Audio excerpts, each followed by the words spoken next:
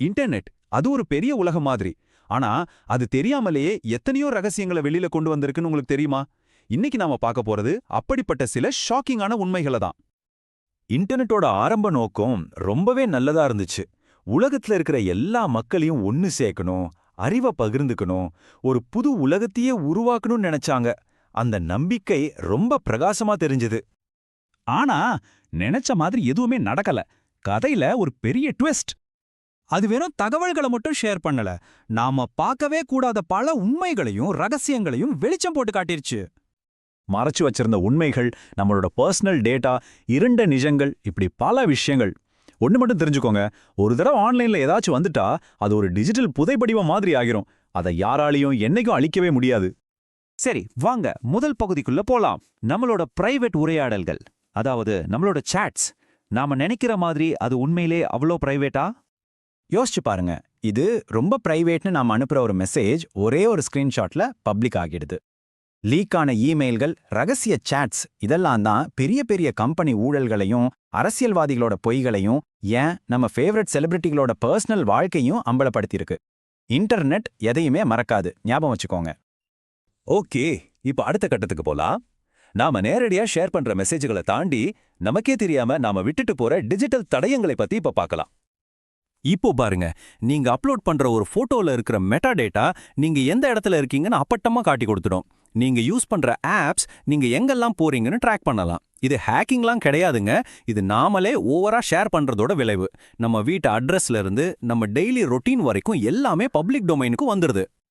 நிறைய பேர் என்ன நினைக்கிறாங்கன்னா, ஒரு ஃபேக் ஐடிக்கு பின்னாடி ஒளிஞ்சுக்கிட்டா நாம சேஃப்னு. ஆனா உண்மை அது இல்ல. நம்ம எழுதுற ஸ்டைலு, நம்ம ஆன்லைன்ல ஆக்டிவா இருக்கிற டைமு, நம்ம யூஸ் பண்ற மத்த அக்கவுண்ட்ஸ், இது எல்லாமே நம்ம யாருன்னு ஈஸியா காட்டி கொடுத்துரும். சரி, இப்போ தனிப்பட்ட மனுஷங்க பண்ற தவறுகளை விட்டுட்டு பெரிய பெரிய கம்பெனிகளும் அரசாங்கங்களும் பண்ற சிஸ்டமேட்டிக் தவறுகளை பத்தி பார்க்கலாம். ஒரு ஆச்சரியமான விஷயம் என்னன்னா, பெரிய பெரிய டேட்டா லீக்ஸ் எல்லாமே பயங்கரமான ஹேக்கர்ஸால நடக்கிறதே இல்ல. பெரும்பாலும் அது ஒரு சின்ன மனுஷன் தவறால தான் நடக்குது. ஆனா அதோட விளைவு மிக பிரம்மாண்டமா இருக்கு.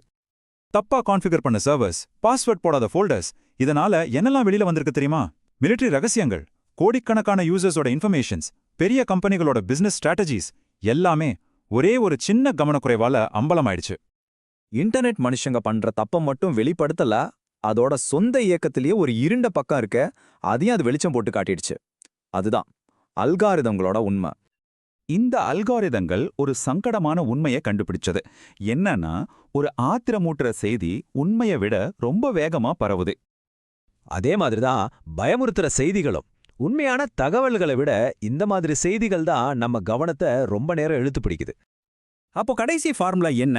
கோபம் ஈக்குவல்ஸ் லாபம். ஆமாங்க, மக்கள் எந்த அளவுக்கு கோபப்படுறாங்களோ அந்த அளவுக்கு அந்த பிளாட்ஃபார்ம்ல ஆக்டிவா இருக்காங்க. லைக், கமெண்ட், ஷேர்னு. இதுதான் இன்னைக்கு பல சோஷியல் மீடியா தளங்களோட பிசினஸ் மாடல். ஆனா இது நம்ம சமுதாயத்துக்கு நல்லதான்னு கேட்டா அது ஒரு பெரிய கேள்விக்குறிதான். சரி, இப்போ நாம இந்த பகுப்பாய்வோட கிளைமேக்ஸ்க்கு வந்திருக்கோம்.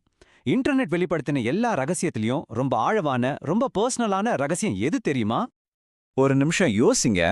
யாருமே பார்க்கலங்கிற தைரியத்துல உங்க கூகுள் சர்ச் பார்ல நீங்க என்ன தேடுவீங்க? நம்மளோட கூகுள் தேடல்கள் அது நம்மளோட ஆழமான பயங்களை, நம்ம பாதுகாப்பற்ற உணர்வுகளை, நம்மளோட ரகசிய ஆசைகளை எல்லாம் அப்படியே படம் பிடிச்சு காட்டுது. நாம யார்கிட்டயும் சொல்ல தயங்குற விஷயங்களை எல்லாம் அது ரெக்கார்ட் பண்ணி வைக்குது. ஆனா ஒண்ணு, இன்டர்நெட் இந்த எண்ணங்களை உருவாக்கல. அது சும்மா நமக்கு ஒரு கண்ணாடியை மட்டும்தான் காட்டுச்சு, அவ்வளவுதான். இப்போ நாம முடிவுக்கு வரலாம். இன்டர்நெட்ல நாம பண்ற ஒவ்வொரு விஷயமும் நிரந்தரமானதுங்கிறத நாம புரிஞ்சுக்க வேண்டியது ரொம்ப ரொம்ப அவசியம். இன்டர்நெட்டை பார்க்க தற்காலிகமா தெரிஞ்சாலும் அது நிரந்தரமானது. நீங்க பண்ற ஒவ்வொரு கிளிக்கும் ஒரு தடம், நீங்க போடுற ஒவ்வொரு போஸ்டும் ஒரு சரித்திரம், நீங்க பண்ற ஒவ்வொரு தப்பையும் எப்ப வேணாலும் ப்ளே பண்ணி பார்க்க முடியும். சோ இன்டர்நெட் வெளிப்படுத்தின மிகப்பெரிய ரகசியமே இதுதான். நமக்கே தெரியாம நம்மள பத்தி எவ்வளோ தடைகளை விட்டுட்டு போறோம் என்பதுதான். சரி, இந்த எல்லாத்தையும் பார்த்ததுக்கு அப்புறம் நான் உங்ககிட்ட ஒரு கேள்வி கேட்கணும்னு நினைக்கிறேன். இன்டர்நெட்ல உண்மையான பிரைவசின்னு ஒன்று இன்னமும் இருக்குன்னு நீங்க நினைக்கிறீங்களா? உங்க பதில் என்ன? உங்க பதில்களை தெரிஞ்சுக்க நான் ரொம்ப ஆவலா இருக்கேன். இந்த அனாலிசிஸ் உங்களுக்கு பிடிச்சிருந்தா ஒரு லைக் போடுங்க. உங்க கருத்துக்களை மறக்காம கீழே கமெண்ட்ல சொல்லுங்க. இது மாதிரி இன்னும் பல மறைக்கப்பட்ட உண்மைகளையும் டிஜிட்டல் உலக மர்மங்களையும் தெரிஞ்சுக்க நம்ம சேனலுக்கு சப்ஸ்கிரைப் பண்ணுங்க.